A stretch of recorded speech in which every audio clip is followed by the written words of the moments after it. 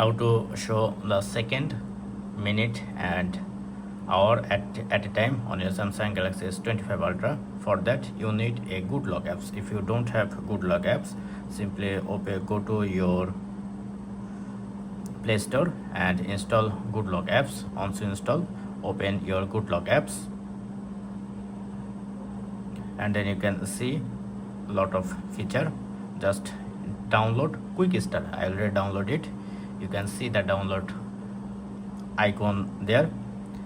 Go to quick start and just enable this option and go to clock setting, then show the second.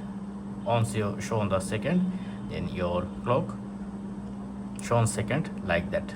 If you want to add this section, simply go to your widget and go to clock, and under clock you can see the clock with second.